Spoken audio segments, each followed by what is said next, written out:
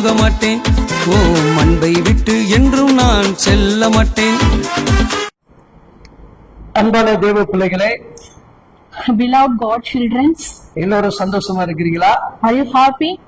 நிச்சயமா இருப்பீர்கள். Definitely you will be happy காரணம், நீங்கள் சேவிக்கிற தேவன் இதை கொடுப்பார். because God will give you the blessings.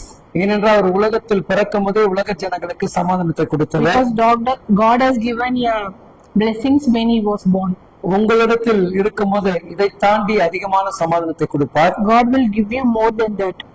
வார்த்தைகள் சொல்லுகிறது, Words saying, அவரை தேடுகிற பிள்ளைகளுக்கு ஒரு நன்மை குறைபடாது. the persons who are searching the God, the blessings will never fail. ஏனென்றால் நீங்கள் நம்புகிற தேவன் பெரியவர். Because you beloved God is big. அவரிடத்திலிருந்து வரக்கூடிய நன்மையானதை இழந்து போகாதபடி உறுதியாக பற்றிக் கொள்ளுங்கள். You have to keep the blessings from the God.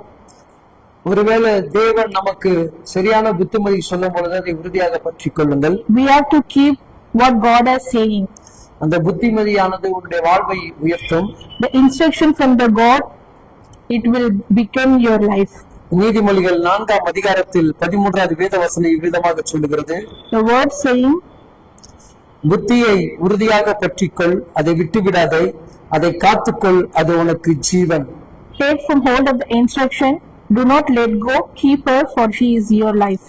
ஒருவேளை சத்திய வார்த்தைகளை கேட்டு நீ நடந்து கொண்டிருப்பாய் என்று சொன்னால், If you are traveling your life with the words from the God, இந்த சத்திய வார்த்தையின்படி நீ செவி கொடுத்து கொண்டிருப்பாய் என்று சொன்னால், if you are listening the words from the Bible, இந்த வார்த்தை நமக்கு ஏற்றது என்று நீ அறிந்து கொண்டிருப்பாய் என்று if you சொன்னால், think this words is good for us, இதில் உறுதியாக நீ நிலைத்திரு. please keep yourself in the Bible words. ஏன்னா வசனமே உனக்கு ஜீவனாக மாறுகிறது. Because the Bible words is the life of yours.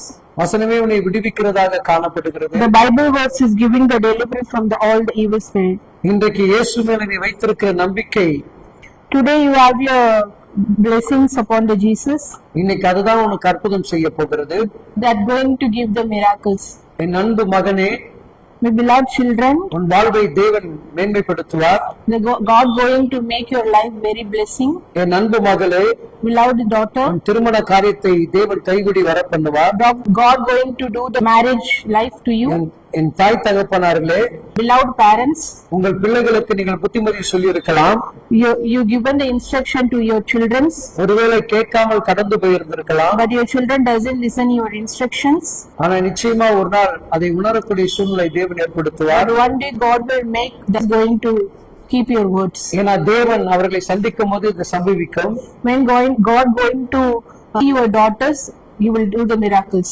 அன்னைக்கு தேவன் வார்த்தை கேட்காம இருந்த பிள்ளைகள், The children who doesn't listen the words of the God, இல்ல உங்க வார்த்தைக்கு செவி கொடுக்காமல் இருந்த பிள்ளைகள், the children who doesn't listen your words, அந்த பிள்ளைகளை தேவன் தேவ வார்த்தை சொல்லக்கூடிய பிள்ளைகளாக மாற்றுகிறார். the God will make them the children to tell about the Jesus.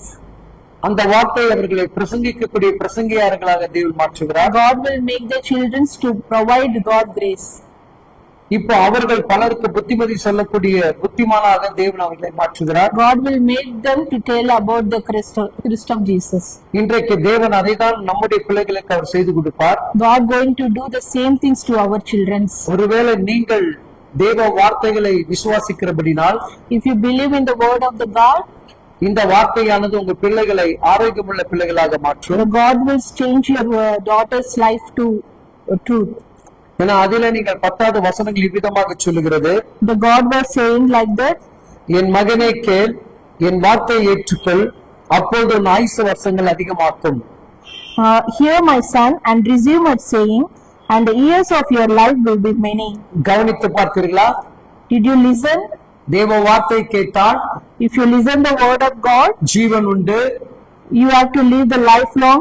வாழ்வில் ஒரு மாற்றம் உண்டு, You have a change in your life. பொருளாதாரத்தில் ஒரு மாற்றம் உண்டு, You have change in your money problems.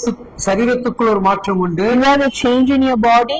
உன் கடனுடைய சூழ்நிலையே மாறுகிறது. God will change your poverty. ஆயுசு நாட்கள் உறுதிப்படுத்தப்படும். God will give you a long life to live இந்த this வார்த்தை life. உங்கள் வாழ்வை அப்படியே மேன்மைப்படுத்தும். These words will going to make your difference in your life. கர்த்தர் வார்த்தையாக இருந்து உங்களை நடத்துவாராக. God will be the word to you. Amen, Amen. Amen. Amen.